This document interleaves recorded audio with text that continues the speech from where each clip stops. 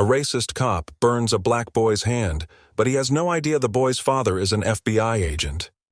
13-year-old Jamal Carter, a bright and imaginative middle schooler with a knack for sketching buildings and dreams of becoming an architect, set out for the corner store that Saturday afternoon. It was one of the few errands his parents allowed him to do alone, a small gesture of independence in a world that often felt limiting for a boy like him. His father, Eric Carter, a dedicated FBI agent, had always emphasized caution, but his mother encouraged small freedoms like this. It was a short walk through their suburban neighborhood, usually quiet except for the occasional jogger or passing car. Jamal, clad in a red hoodie and a pair of worn sneakers, walked briskly down the cracked sidewalk. The paper grocery list in his pocket crinkled as he adjusted his pace, humming a tune to himself. He liked this part of the day, the brief moments of solitude where he could imagine himself designing skyscrapers or futuristic homes. The corner store was a familiar spot, its old bell jingling cheerfully as Jamal pushed open the glass door. The cashier, an older man named Mr. Patel, smiled warmly. "Afternoon, Jamal," Mr. Patel said, stacking some apples onto the counter. Jamal smiled back and nodded politely, already moving toward the aisles.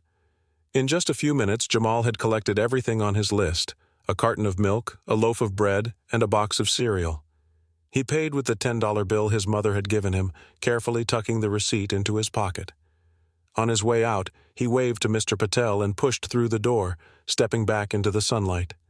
The air outside was crisp, the faint hum of distant lawnmowers mingling with birdsong. Jamal walked with an easy stride, carrying the small plastic bag in one hand. He was halfway home when the quiet was abruptly shattered by the screech of tires and the wail of a police siren. Jamal froze, turning his head sharply to see a black and white patrol car speeding down the road. His pulse quickened, though he wasn't sure why. He hadn't done anything wrong. Yet, as the car slowed and pulled up beside him, a wave of unease swept over him. The door of the patrol car creaked open, and out stepped a tall, broad-shouldered officer. His face was set in a hard, judgmental glare, his jaw tight as he surveyed Jamal. The badge on his chest glinted in the sunlight, and the name Daniels was stitched neatly into the fabric of his uniform. "Hey, stop right there!" Daniels barked, his voice sharp and commanding. Jamal's feet felt rooted to the ground, his heart thundering in his chest. He swallowed hard and turned to face the officer. "Me?" he asked, his voice cautious but steady. "What are you doing out here?" Daniels demanded, his tone accusatory. He took a step closer, his gaze sweeping over Jamal from head to toe. "I'm just getting groceries for my mom," Jamal replied, lifting the plastic bag slightly as if to prove his innocence. He tried to keep his tone polite, but he could feel the sweat beginning to gather in his palms. Daniels narrowed his eyes, his expression skeptical. "Groceries, huh? What's in the bag? Let me see it."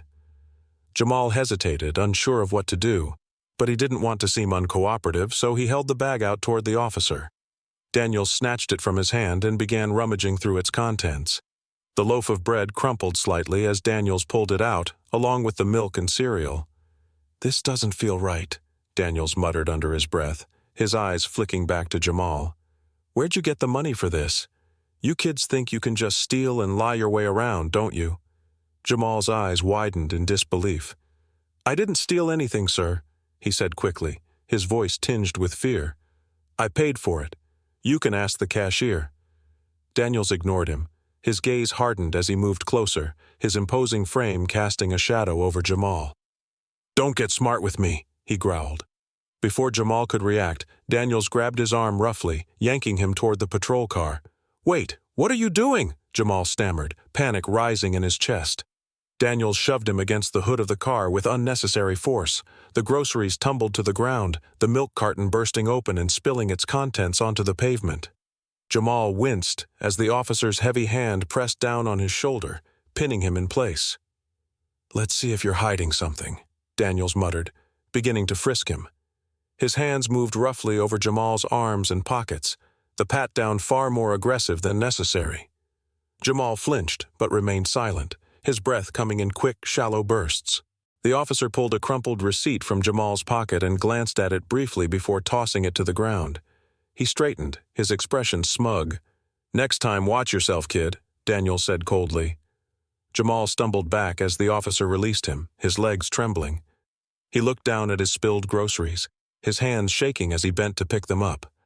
Daniels climbed back into his patrol car and drove off without another word, leaving Jamal standing alone on the sidewalk, humiliated and shaken.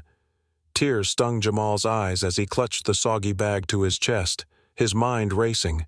He had done nothing wrong, yet he had been treated like a criminal. His palms ached from the pressure of the officer's grip, and the milk pooled at his feet felt like a symbol of something far bigger than a ruined errand. The quiet suburban street, once familiar and safe, now felt hostile. And as Jamal began the long walk home, he couldn't shake the image of Officer Daniels's cold, unrelenting gaze. Daniels gripped Jamal's arm tightly, his fingers digging into the boy's skin as he pushed him further against the warm hood of the patrol car. Jamal flinched, his face pressed close to the metal as the officer rifled through his pockets with forceful, jerky movements. His hands stung from the pressure, but he didn't resist. He knew better. His father had told him many times, "Stay calm, stay compliant, and come home safe." "I didn't do anything," Jamal said again, his voice trembling but steady. Daniels didn't respond. His breathing was loud and deliberate, his scowl deepening as he emptied Jamal's pockets. Out came a few coins, a crumpled receipt, and a keychain shaped like a miniature sneaker. Daniels stared at the small trinket, turning it over in his hand. "What's this?" he asked sharply. His tone suggested he had already decided it was something sinister. "A lockpick? Some kind of tool to break into houses?" Jamal shook his head, panic rising in his chest. "No, sir, it's just a keychain. My dad gave it to me." Daniel sneered, holding the keychain up as if presenting evidence to an imaginary jury. "Yeah, right. You think I'm stupid, don't you? Walking around here like you own the place." Jamal opened his mouth to protest but froze when Daniel shoved the keychain into his pocket and pulled out a silver lighter. The small object glinted ominously in the sunlight as Daniels flicked it open. A small flame jumped to life, flickering in the slight breeze. Jamal's breath caught in his throat. He stared at the lighter, his mind racing with fear. "What are you doing?" he asked, his voice barely above a whisper. Daniels ignored him, his lips curling into a cruel smile. "Teaching you a lesson," he said simply. His words were cold, devoid of any empathy or hesitation. In one swift motion, Daniels grabbed Jamal's wrist and forced his hand flat against the hood of the patrol car. The metal was still warm from the engine, but the heat was nothing compared to what came next. Daniels brought the flame closer, its searing glow reflecting in Jamal's wide, terrified eyes. "Wait! No, please!" Jamal cried out, struggling to pull his hand away. But Daniel's grip was unyielding, his strength overwhelming for the boy's thin frame. The flame touched Jamal's palm, and an agonizing pain shot through his hand. He screamed, his entire body jerking as he tried to escape the heat. Tears streamed down his face as he pleaded, his voice cracking under the weight of his terror. "Stop! Please stop! I didn't do anything!" Daniels finally pulled the lighter away, snapping it shut with a satisfied smirk. "Maybe next time you'll think twice about wandering where you don't belong," he said, his tone dripping with disdain. He released Jamal's wrist, letting the boy stumble backward and clutch his injured hand. The skin on Jamal's palm was red and raw, a small welt already forming where the flame had kissed his flesh. He cradled his hand against his chest, his body shaking from both pain and fear. His mind struggled to process what had just happened. Daniel stepped back, slipping the lighter into his pocket as though he had done nothing out of the ordinary. He surveyed Jamal with an air of triumph, his expression smug and unrepentant. "Consider this a warning," he said coldly. Without another word, he climbed into the patrol car, slammed the door, and sped off, leaving Jamal standing alone in the middle of the sidewalk. The street, now eerily silent, felt like a hostile world. Jamal's vision blurred as he looked down at the spilled groceries scattered across the pavement. The bread was crushed, and the milk formed a pale puddle running into the gutter. He sank to his knees, clutching his injured hand tightly as sobs racked his body. He thought about his father's warnings, about how he had tried to do everything right. But none of it had mattered. Daniels hadn't cared about the truth. He had seen Jamal as a target, nothing more. For what felt like an eternity, Jamal stayed there, his tears falling freely. The once familiar neighborhood now felt foreign and cold, the shadows of the buildings stretching longer as the sun dipped lower in the sky. Finally, with his injured hand still cradled close, Jamal forced himself to his feet. He needed to get home. He needed to tell his dad. When Jamal stepped into the house, his father, Eric Carter, was already standing in the kitchen, sorting through papers from work. Eric's sharp instincts picked up on something immediately. Jamal's shoulders were hunched, his face was tear-streaked, and he held his hand close to his chest, his body trembling as if from an internal storm. "Jamal," Eric said, his voice steady but filled with concern. He crossed the room quickly, crouching down to his son's level. "What happened?" Jamal shook his head, but the tears in his eyes betrayed the truth. Eric gently took Jamal's free hand and guided him to the couch. "You need to tell me," Eric said, his voice soft but insistent. As Jamal sat, he hesitated, his fingers trembling as they hovered over the bandaged burn on his palm. "It was a cop," Jamal said finally, his voice barely audible. "He stopped me after I left the store. He said I looked like I was stealing." Eric froze, his jaw tightening. His hands balled into fists as he forced himself to remain calm. "What else?" he asked. Jamal glanced down at the floor, his words coming out in uneven breaths. "He grabbed me, searched me, and when he found my keychain, he thought it was something bad. He used a lighter. He burned me, Dad." Eric inhaled sharply, his face contorting with anger. He stood abruptly, pacing the room as Jamal finished explaining the rest of the encounter, including how the groceries had spilled onto the ground and how the officer had driven off, leaving him in the middle of the sidewalk. When Jamal finished, Eric knelt in front of him again, his voice calm but laced with fury. "You're okay now, son. But this doesn't end here." Eric grabbed his car keys and ushered Jamal to the car. "We're going to the hospital first," he said. "I want your hand treated and documented. Then we're handling this the right way." At the hospital, the attending nurse gasped when she unwrapped the makeshift bandage Jamal had wrapped around his hand. The burn was red and angry, the skin blistering in places. "How did this happen?" she asked. "Officer Daniels," Eric replied curtly, his tone clipped, "and I'll make sure his name stays attached to this injury." Eric insisted that the medical staff take photographs of the wound and document every detail. He took notes himself, ensuring that nothing was left out. The hospital staff handed over copies of the medical report, which Eric tucked into a folder he had brought from his car.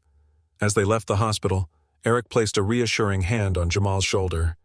"You did the right thing by telling me. Now it's my turn to make this right."